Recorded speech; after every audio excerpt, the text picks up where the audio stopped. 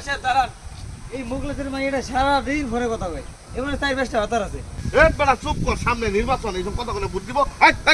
এই মুকলেশ বাড়িতে আছো? এই মুগলেশ ভাইরা, চেয়ারম্যান সাহেব আইছে।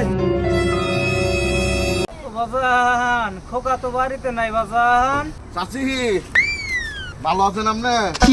এবার আমি চেয়ারম্যান নির্বাচনে দাঁড়াইছি, আমার প্রতীক হলো বদনামার কা, ভোট দিয়ে আমার পাস করাই দিবেন। চাচি চিন্তা করেন না, আমি যদি এবার নির্বাচনে পাস করি আপনার একটা বাজারের ব্যবস্থা করে দিবাম।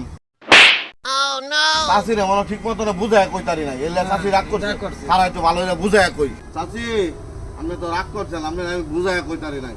আসলে আমি যদি এবার নির্বাচনে পাস করি তাহলে আপনার একটা বয়স্ক ভাতারের ব্যবস্থা করে দিবাম। হারামজাদা, তোর ভাতার আমার দরকার নাই, আমার ভাতার এখন বহু দূরন আছে।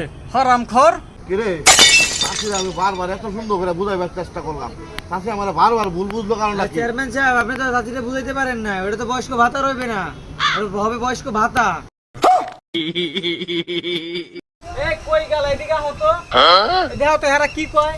তুমি বাসে থাকতে বলে আমার একটা নতুন ভাতার ব্যবস্থা করিয়ে দেবে। ধর তোকে ভাতার আমি দেখাইতেছি। চেয়ারম্যান সাহেব, বাইসে থাকলে ভোট অনেক পাবেন, বুড়িরা আসার আগে চলেন ভাগি।